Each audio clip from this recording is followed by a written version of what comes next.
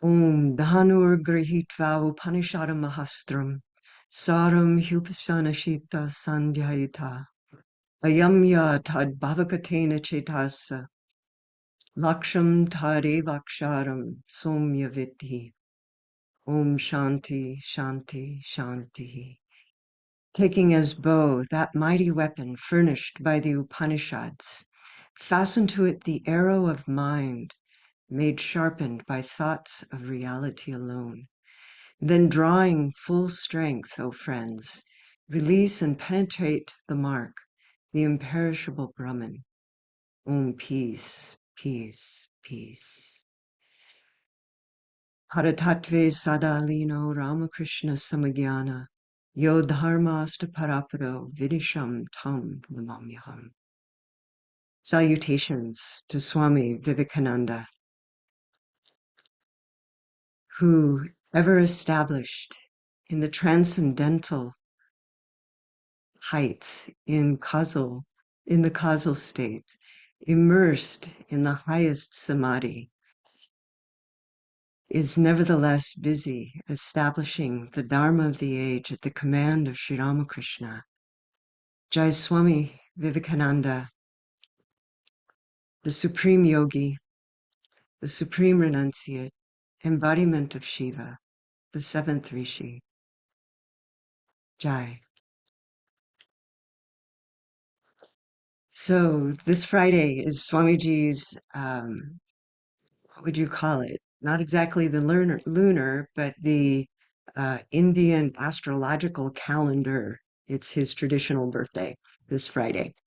And so that's why we played that beautiful song, Jaya Vivekananda Sannyasi Veer.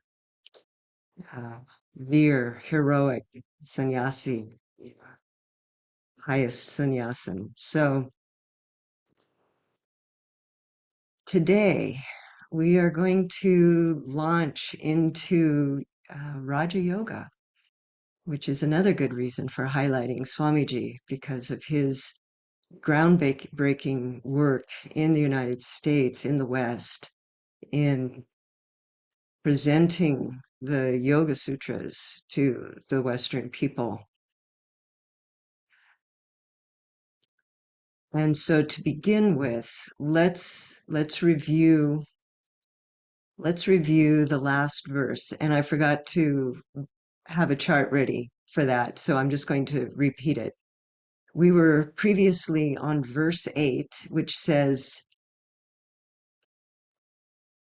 shortly thereafter, I met my incomparable guru, who described to me the three designations of aspirants, conferring upon me the three necessary requisites to spiritual life.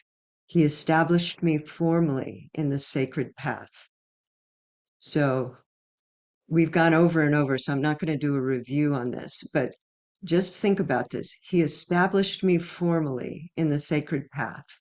Now, here's his next verse, this poet. Almost immediately, the three obstacles to realization loomed before me in intimidating fashion. But so did the three transformations of consciousness in yoga, which I swiftly took refuge in. So almost immediately, he is feeling intimidated by the obstacles to realization, the obstacles to self-realization.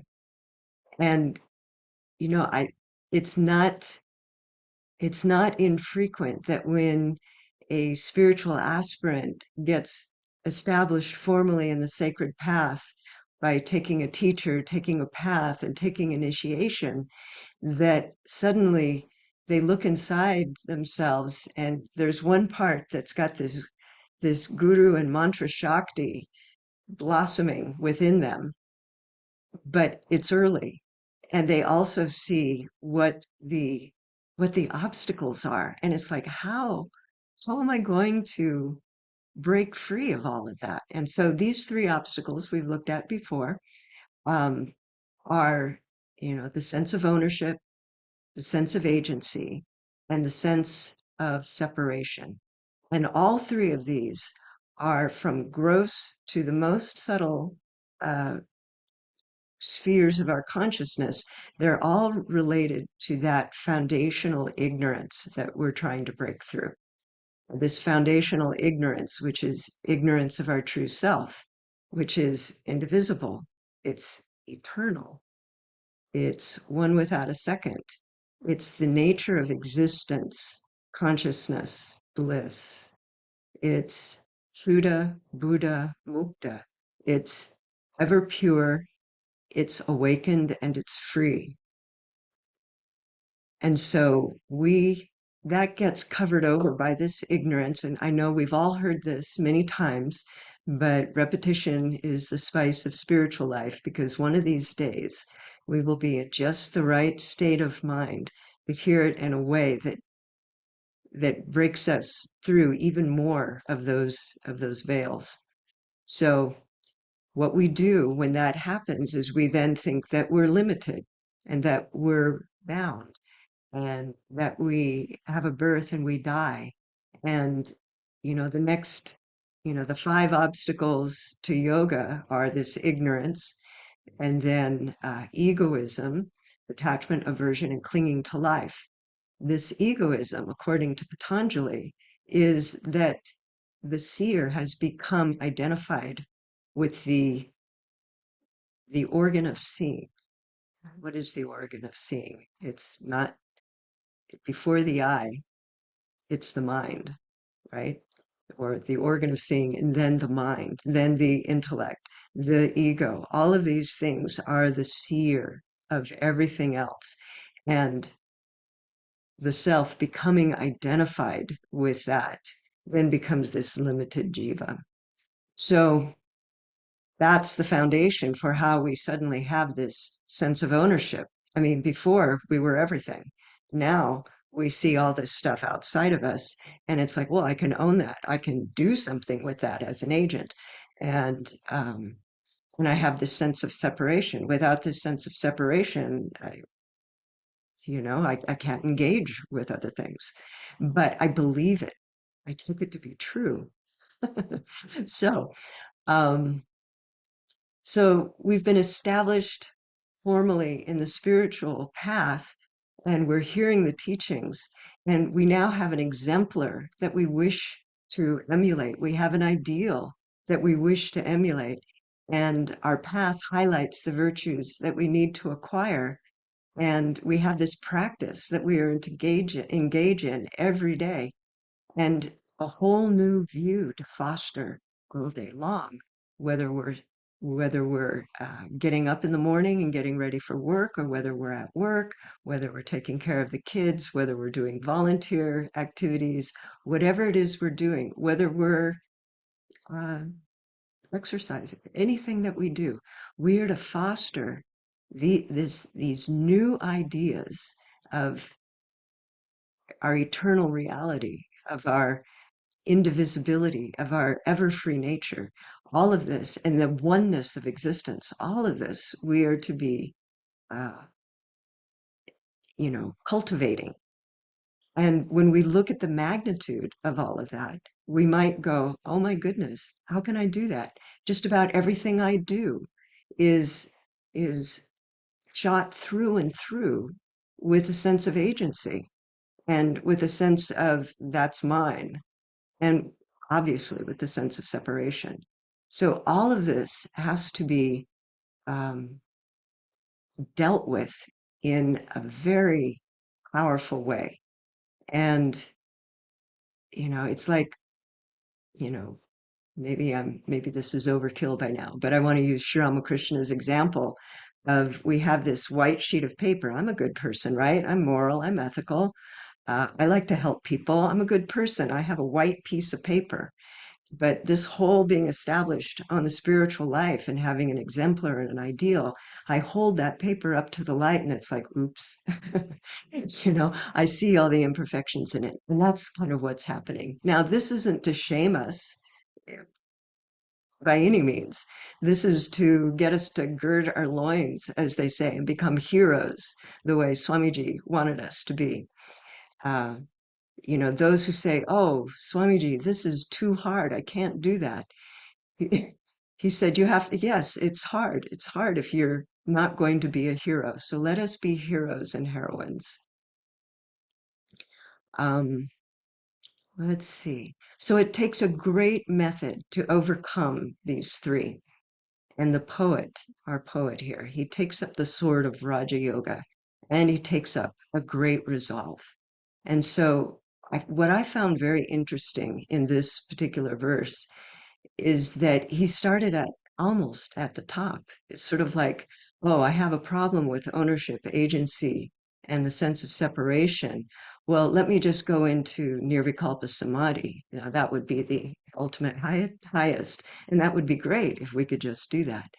But he starts like one step below, but that's still very high. When we look at the tree of yoga, and let me just share my screen.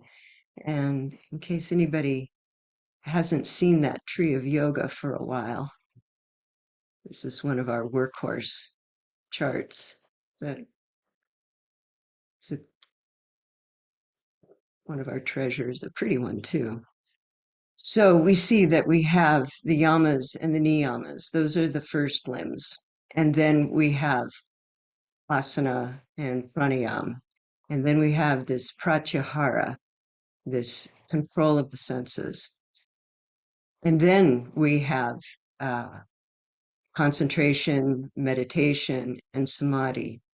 So what he's doing in this, he's taking up what's called the three, let me fix up my screen here, the three transformations of consciousness in yoga. And what that employs is dharana, dhyan, and samadhi. So that means that if he's ready to employ that, he already has the ability to concentrate, which means that he already has the ability, or she already has the ability to withdraw the senses from their objects and withdraw the mind from the thought of objects to some extent, right? Maybe it's not perfect yet. So he's taken these up, these three transformations of consciousness in yoga to perfect himself in them. So, you know, to jump to the chase, we'll go ahead and talk about them, but then we're going to need to talk about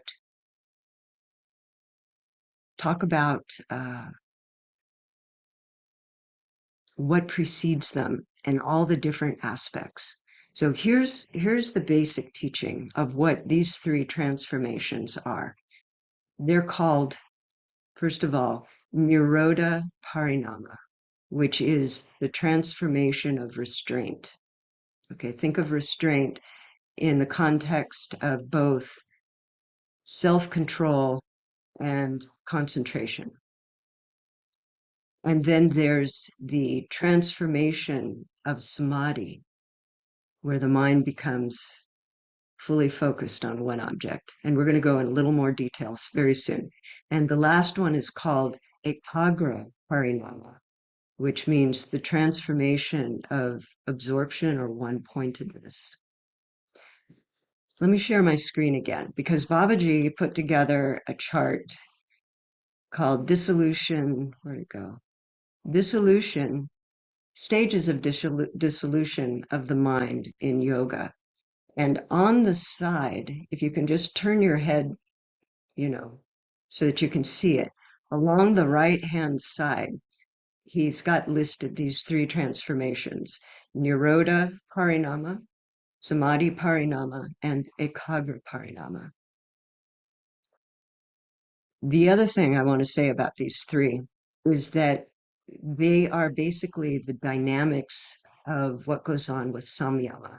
Those of us who are familiar with the connection between dharana, concentration, meditation, and samadhi, know that when you combine those three, according to the yogis, then whatever object you are turning that searchlight of consciousness on reveals its hidden secrets in truth, in its its real meaning, not the meaning that we get if we still have a sense of agency, ownership, and a sense of separation.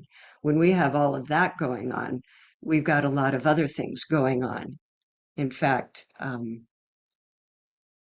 actually, I would tell me, can you see the screen okay? Can you read the whole chart? All right. Yeah. Okay, good.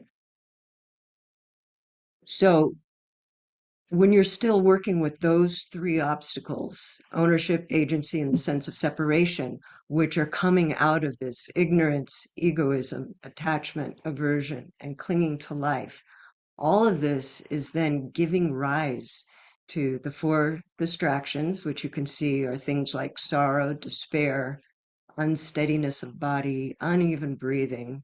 It's giving rise to disease, complacency, to doubt. And some of these last way up to the very end. Uh, Doubt doesn't die completely, possibly, uh, until the highest samadhi. But also idleness, sensuality, confusion, inability, backsliding. This confusion, this Bhranti darshana is a real problem. So all of these things are operating at gross and subtle levels. You will encounter them in gross ways as we're trying to shift out of an imbalanced mind using the tools of nonviolence, truthfulness, non-coveting, uh, moderation of sensual appetites, and letting go of an attitude of greed, and in contrast, only taking what one needs. We apply those kinds of practices to get out of an imbalanced mind. This is a mind that never comes to rest. And it never comes to rest because of the different karmas and samskaras that we have operating all the time. Samskaras, if you don't know that word, it refers to like habits that are deeply grooved into the mind. So as you see from this chart, in order to overcome this imbalanced mind and also a dull mind that's, kind of um, at the intellectually dull, mentally dull, we would also be applying these as well as our posture and our breathing. So we never leave any of these behind in terms of all those limbs. We are using them like bootstraps, and we keep them going the whole way. So those who are not familiar with what the niyamas are, these are what bring light. In the beginning, we're practicing truthfulness, never tell a lie, thought, word, and deed. We're working on that. We might just start with not speaking an untruth. Later on, we'll work on not thinking an untruth. At first, we will not engage in violent acts, but we might still be thinking with a violent thought. And so we have to work on that. So just getting these basics down so that we're not creating more karma is starting to lighten the whole being. And then as we begin also not waiting till we do those before we start the niyamas, we've got to bring the niyamas in right away, because those begin to bring light to our mind. Not only do they make sense out of why we don't want to tell a lie, perform aggressive and violent actions, and why we don't want to covet things. The niyamas are explaining why we don't want to do that. Things like study of the scriptures and memorization, learning the lives of the great beings who were harbingers of peace, harbingers of truth themselves. We practice contentment, be content with what we have and content with what is. We practice purity in our body in our location, in our actions, in our thoughts. We practice austerity. Now, austerity is of the body is things like worship and straightforwardness. We also um, practice austerity of the mind, which is again study of the scripture, and worship of God as Ishvara Pranidhana. All these things, if the first five were starting to lighten us up karmically, this is beginning to bring light into our minds. And when that happens, then we have a less and less restless mind. And that reminds me of another chart I wanted to just, where'd that go? There it is. So this is a way that Babaji put this. Remember that big chart, dissolution of the mind, and it's showing those three transformations of consciousness going up the right-hand side. And on the left side, we were seeing how the limbs of yoga were being applied to this imbalanced mind, this dull mind, this restless mind, one-pointed and dissolved mind. This chart that I just had up very nicely gives you a visual of what's that like. So this is the disturbed mind, right? It's continually agitated, completely unsteady. It's dominated by rajas. It gets lost among the objects, all different kinds of objects, sentient and insentient objects. And sadly, it's the average waking state of a normal person, an ordinary person. Then the muda, the lethargic, what did he call that? The dull mind in the other chart.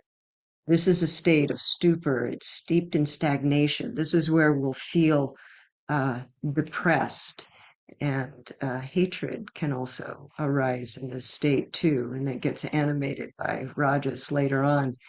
But it's dominated by tamas. And then the next one is vikshipta, which is the distracted mind. This one is a little better. And in this vikshipta, distracted mind, then we begin to experience balance, but we fall out.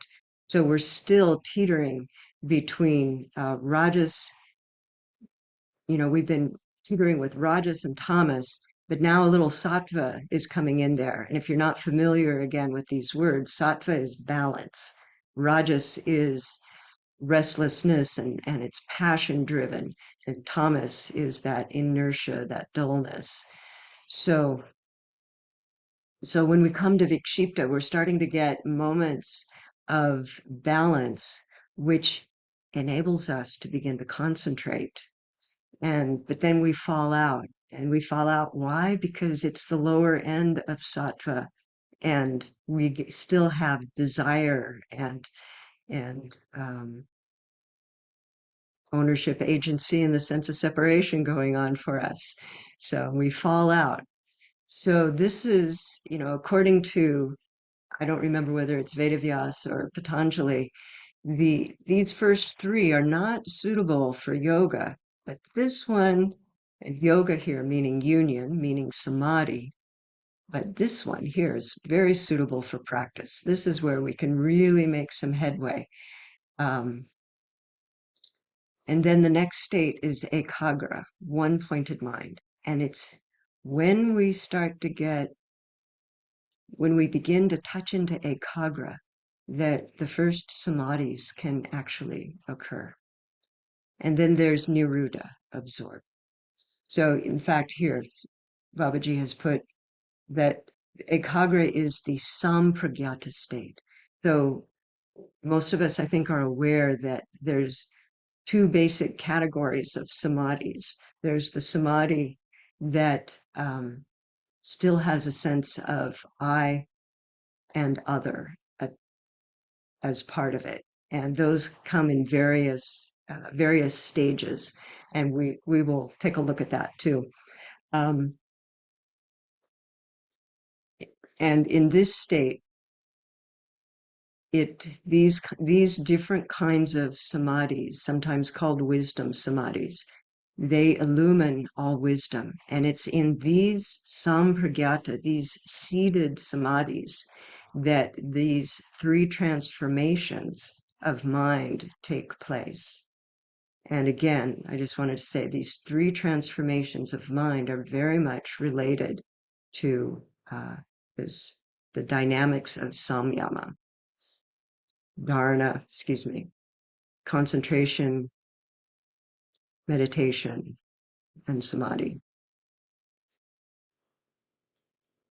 So let's now go back to my notes. In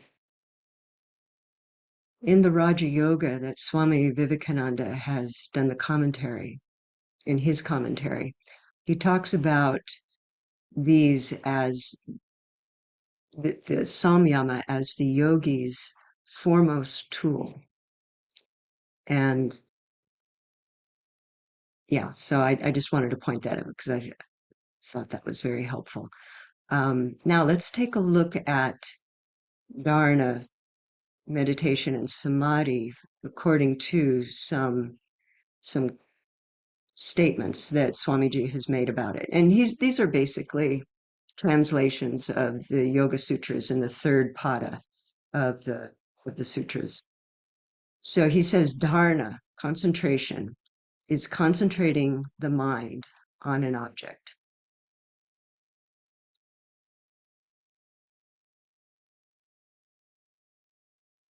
Then, when the mind has become strong and does not waver so much, it is called meditation.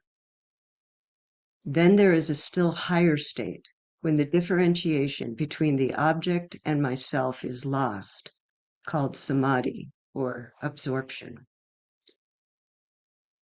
And he says that though the mind at first assumes the form of an object, yet later on the consciousness of that object vanishes, then only the experience of pure, and he uses, or his translator uses the term isness, remains.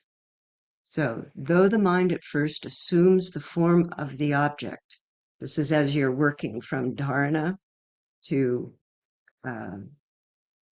meditation and into samadhi, though the mind at first assumes the form of the object, but yet later on, the consciousness of that object vanishes, then only the experience of pure isness remains.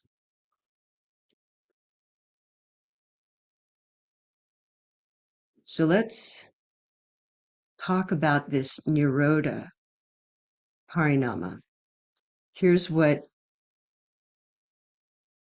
it says in the Yoga Sutras. This is Pada 3, we might call it chapter 3, verse 9. And Patanjali has already, made that definition of what concentration is, what meditation is, what samadhi is.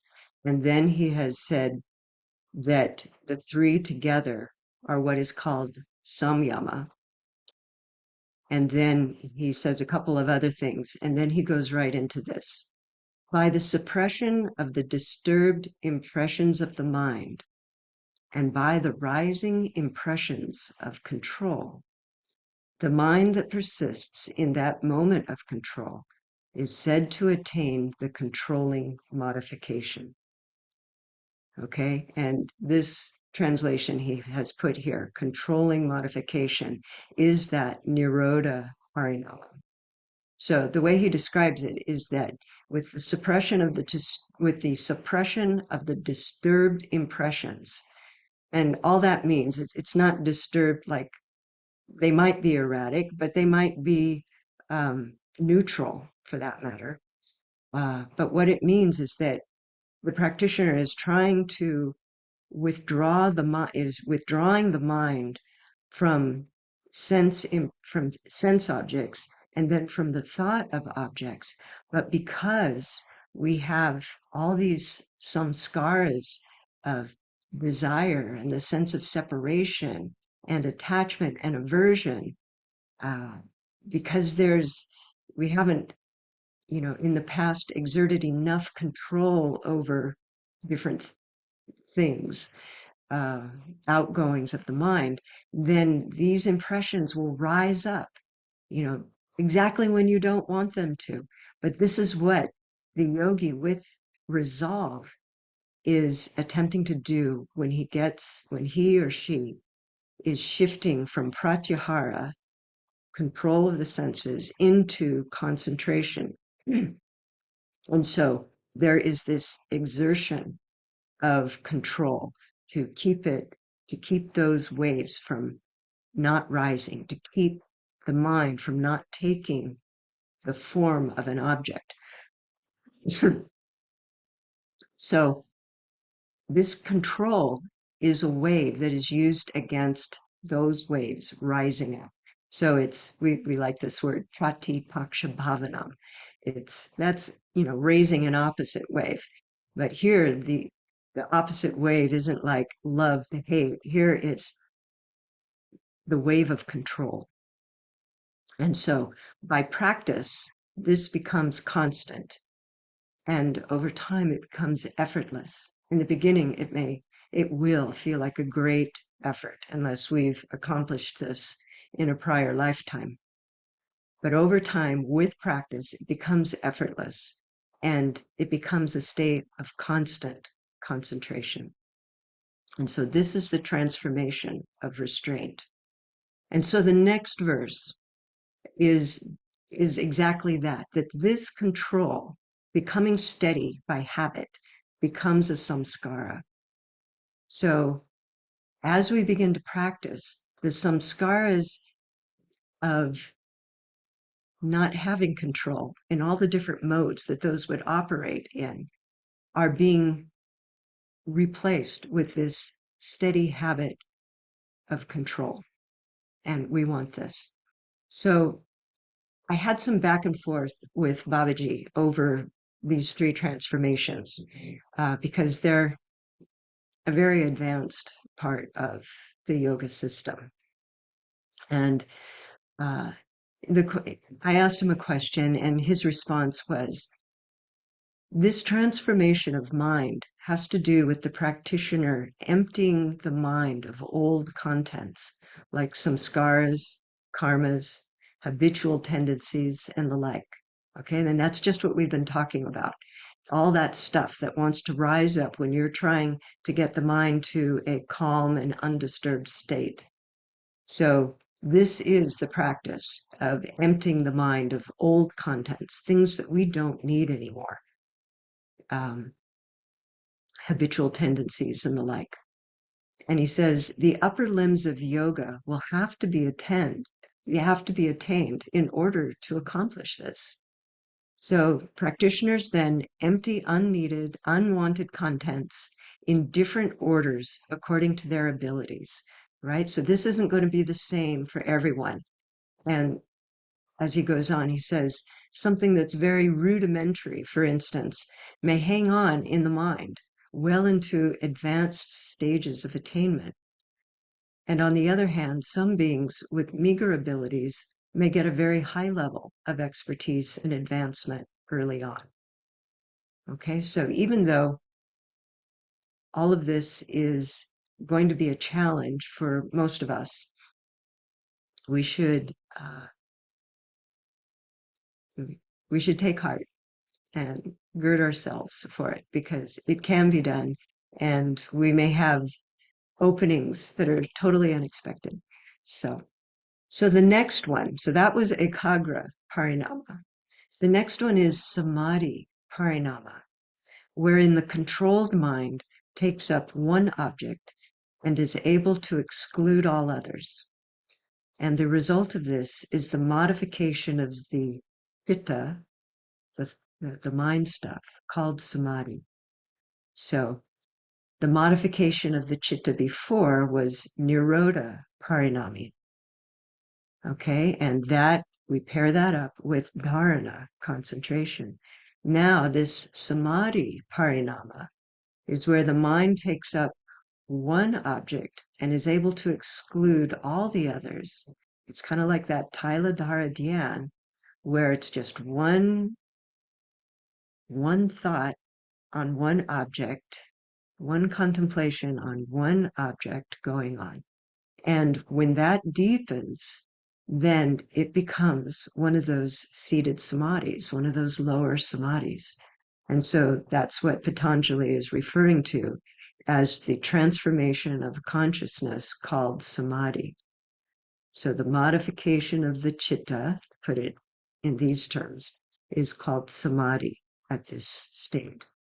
And this is, what's very interesting here is that this is taking place in the section called more or less in the meditative mode.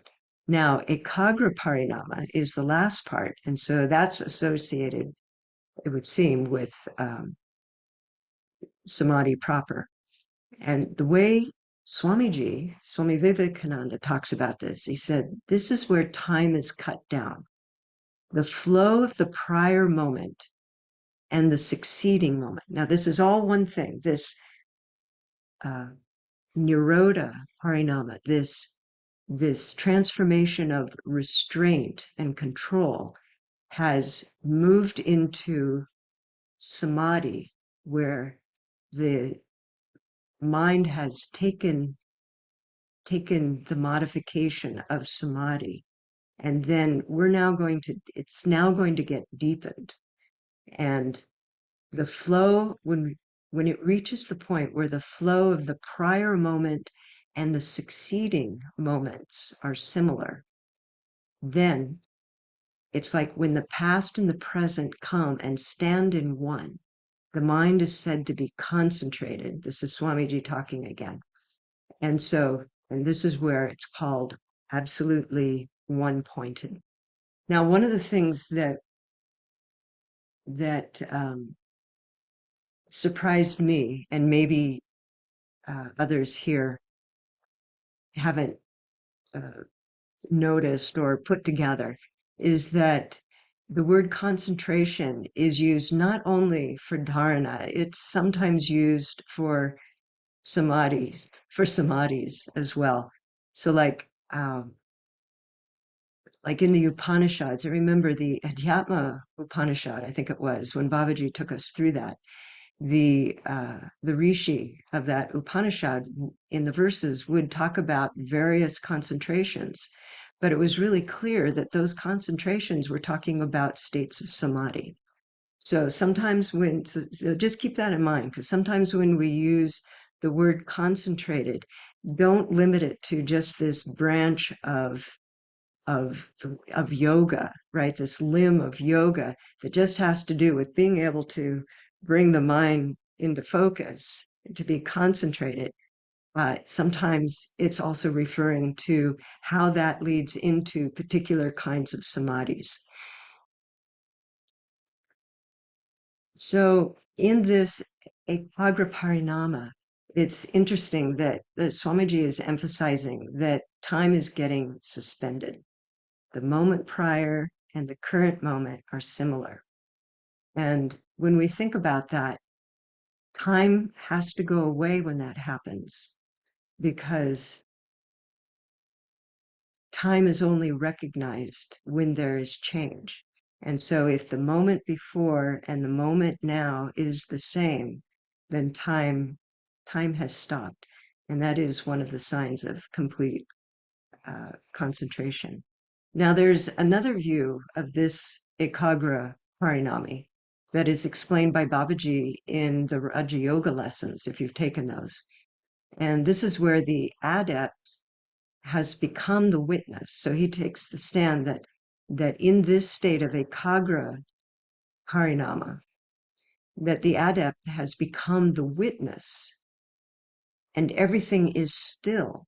I mean, as the witness identified with indivisible, timeless consciousness, they are standing in timelessness, and the whole field of the mind can have thoughts rising and falling, and and that too is similar. but it's, as the witness, there is absolutely no effect on, they are unaffected by what they are observing because because they are the seer and they are not identified any longer with the agent of seeing. So he has, or she has, identified with the changeless reality itself at this point. So those are two different ways of looking at this, that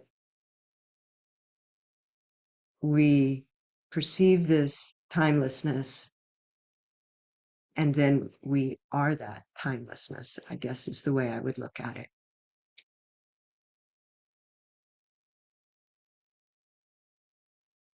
So again, these three transformations are the dynamics of a samyama. And a samyama is concerned with the seated samadhis, not a sampragyata. And it's also in these samyamas that we can get to the heart of anything. So again, in the questions that I asked Babaji, one of the things he wrote back was that a samyama can be called in to clarify anything once seated samadhis have replaced the old ways of thinking and all that deceptive thinking or not thinking straight that went on earlier. So hold that idea in mind. Let me share my screen again for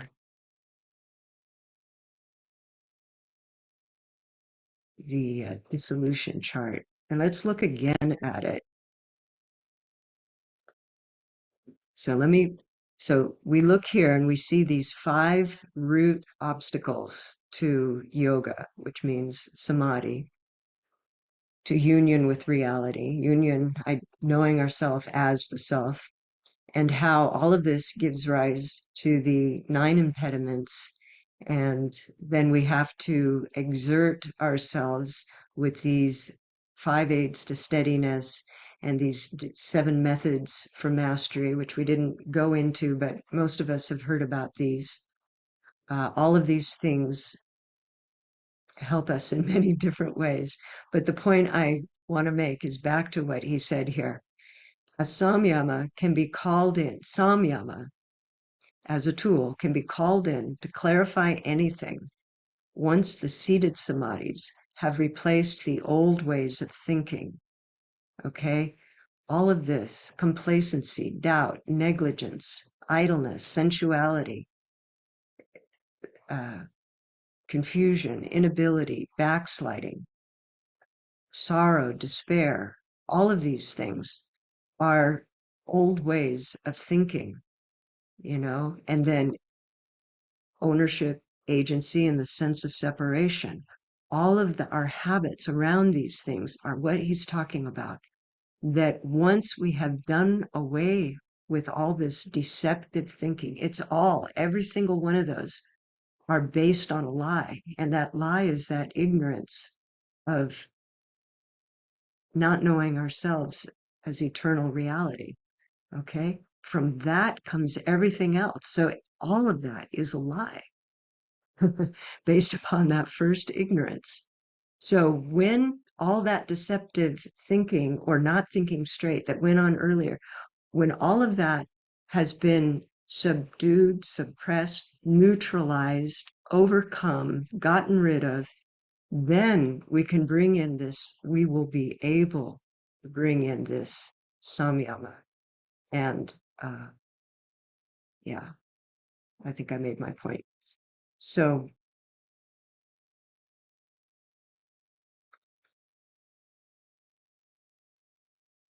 here's one more thing he said. Yes, right. Okay. So let's see if anyone has a question and if I'm able to answer it. Are there any questions or comments at this point? I think it would be interesting to describe the mechanics of a samyama, like how one would go about overcoming some of those lower qualities like, dullness and sorrow, and what would it be, what would it look like to do a samyama being free of those impediments? Well, that's actually, well, I think I heard two different things that you were asking. How do we get free of these impediments here? And then also, what are the dynamics of those of a samyama? So this particular verse is starting at a very high level. So the dynamics of the samyama, as I understand it, are that nirodha parinama, the the transform that modification of the mind of restraint, of control, which then with practice leads into the transformation of consciousness called samadhi, which then leads into the transformation of consciousness called ekagra. So, so you're not doing samyama at all when you're still operating in these lower areas. And so that's why in this marvelous chart, Babaji said that, if the mind is imbalanced, if it's chipta and never coming to rest, then we really have to apply the yamas and the niyamas. And so that is the beginning of the process of restraint and self-control. And then as we get more of that under our belt, then if we have a dull mind, then we know, well, let's apply some uh, asana and breathing, learn to sit still. Um, when we, and these are not airtight, the line that divides the 5 obstacles from the 4 distractions and the 9 impediments. These are dotted lines, but things are moving. They're more interconnected. So to work with all of these, we continue to use, the practice of svadhyaya, study of the scriptures, um, all of those yamas and niyamas. We keep those going, and then we add in things like, you know, cultivating enthusiasm, cultivating steadfastness, not allowing ourselves to fall out. And we have at our disposal so many tools for that. We have, first and foremost, we have our teacher. We have a tremendous lineage. And anyone who's been formally established on a spiritual path should have a lineage of some sort, or at least a teacher. So it's not specific to us here in SRV by any means. We practice the 7 methods of mastery of mind. When those 7 methods of mastery, these are different kinds of contemplations or meditations that we can practice. It shows up in the second chapter of the Raja Yoga, of the Yoga Sutras, where Patanjali has been talking about these 9 impediments and all these things that we are dealing with precisely because we have ignorance, egoism, attachment, aversion, and clinging to life. And so if we are trying to concentrate the mind and we're having a difficulty, then we practice one of these meditations, that whichever one works for us. It's great.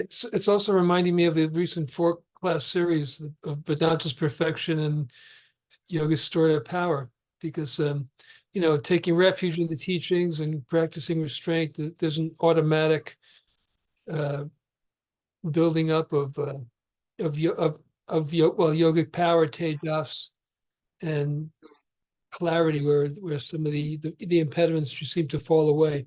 So I mean, Exactly. it's great to really, if anybody hasn't seen it, it's really worthwhile to check it out. Yeah, I just want to highlight what you repeat what you were just saying, that Babaji was saying in the class, was that we store up power the moment we engage in practice. And as long as we're engaging in practice, we are storing up power. And as Anurag was just saying, these impediments and these problems, they begin to just fall away because we're replacing them with higher thought. So, yeah. Anybody else have a question or a comment?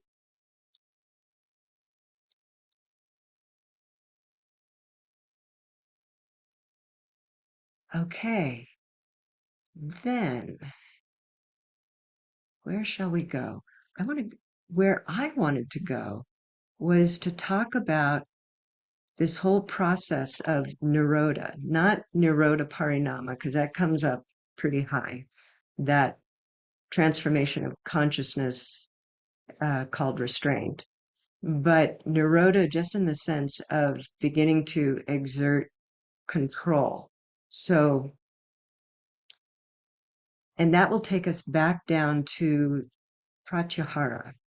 So that's the fifth limb of yoga. And it's the one that Babaji says that people always fall out at the fifth limb because they can't seem to withdraw their senses from the objects or their mind from the thought of objects. And again, objects can be not just an object, like a pair of glasses or your favorite car. Or person, but also just things that happened, memories. All of these are objects. Um, so let's talk about that. When we talk about withdrawing our senses and our mind from objects, what we're talking about here is is discrimination between what's eternal and non-eternal, what is beneficial and what is not beneficial, and then aligning ourselves with what is the positive one, the beneficial, the real, the eternal. And as we do that, we are developing renunciation. That's the best word. We might kind of pussyfoot around it and call it detachment or dispassion, but let's be bold and use the word renunciation. And so this is the beginning. Actually, it really began with the yamas when we when we took up the strong practice of satyam, truthfulness, not just not speaking an untruth, but working towards not thinking an untruth. And we did that all the way down the line, all those 5 different yamas. We were there practicing nirodha, practicing control, because it took control to do that. Most of us are good people, right? We're all good people here. So not telling a lie is mostly a really, really easy thing. Or not doing an angry act is perhaps fairly easy for most of us, but not thinking it may not be as easy. So this is the beginning of control. So we'll bring this chart up again next week, but I wanted to broach this one because this is so related to just even to getting to that stage of dharana and successfully moving through pratyahara, that it's worth reading it. So we'll just look at it and I'll make some comments. It's for some of us, it's going to be in a rather advanced chart. So these are the 4 steps to detachment in yoga, or we can use that word, renunciation.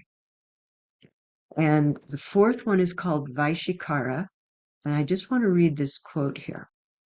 To have vairagya, and that means renunciation, is to be free of raga, attachment to distortions which pleasure imprints upon the mind. Mere indifference or vaitrishna is not enough. Vashikara is the essence of vairagya. So for some reason, it's not easy for me to read, so I'm going to have to bump it up.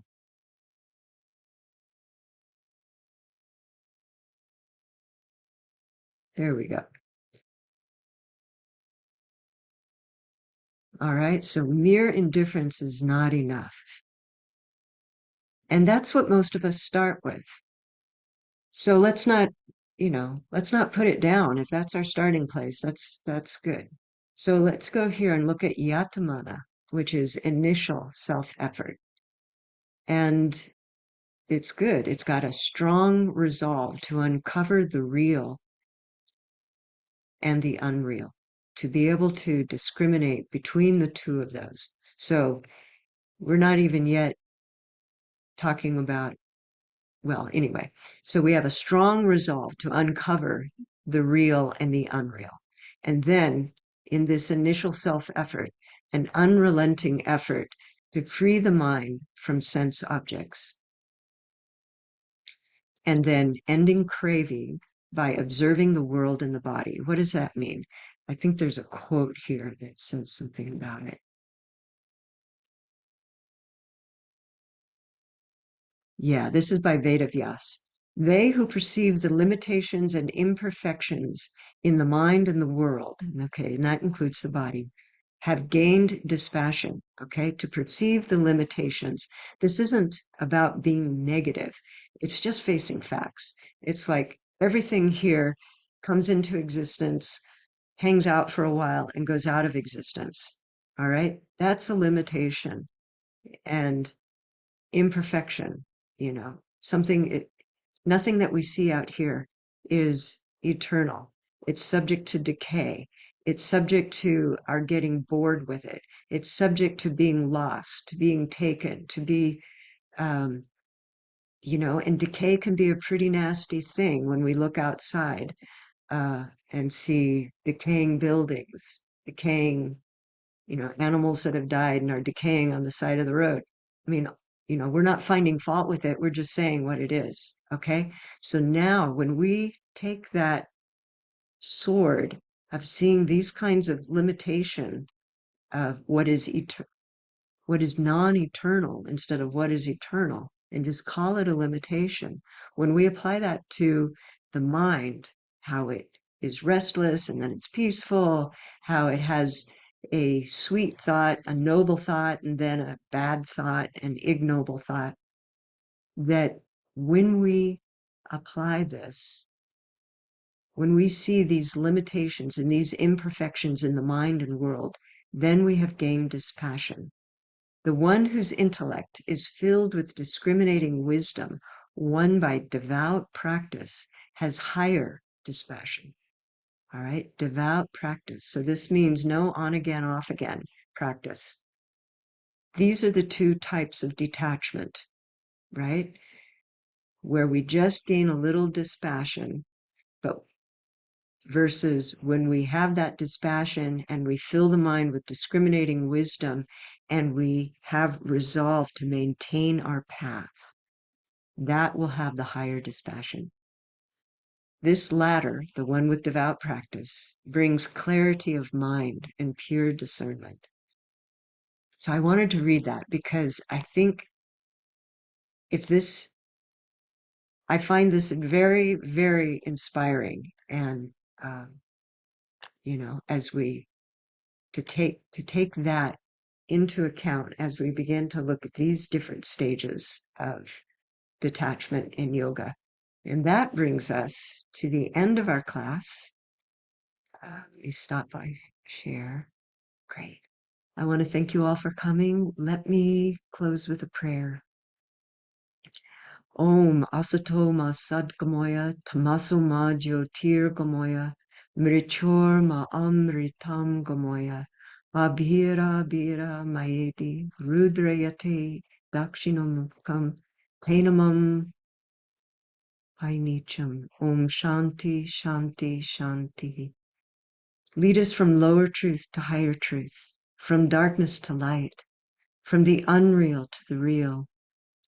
Lead us from the illusion of death to realization of eternal existence, reach us through and through, O Lord and Mother of the universe, with thy sweet and benign presence. Om peace, peace, peace. May peace be unto us, may peace be unto all living beings. Om Hari Om, Hari Om, Hari Om Tat Sat.